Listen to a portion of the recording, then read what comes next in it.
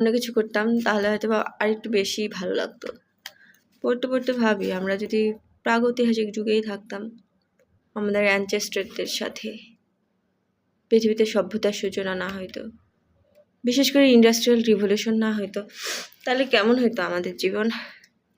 বনে জঙ্গলে ঘুরে বেড়াইতাম, এখন তো কোনো গাছের চূড়ায় উঠে, আমি একটু বাদর আছি তো, কোনো গাছের চূড়ায় উঠে কোনো ফল খাইতেছি, গাছের মধ্যে ফল রেখেই কামড়ায় কামড়ায় খাইতেছিলাম, এমন থাকতো, জোশ ছিল না?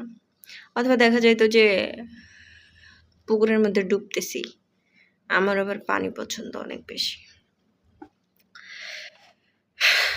সভ্যতার সূচনা হয়েই হয়েছে দুনিয়ার সমস্যা, আর তার মধ্যে আবার ইকুয়ালিটি। শালা আগে ছেলেরাই পড়াশোনা করতো, ছেলেরাই চাকরি বাকরি করতো না, এখন ইকুয়াল হওয়া লাগবে ছেলেদের সাথে, সমান অধিকার, সমান অধিকারের চক্করে পড়তেছে এখন। তোর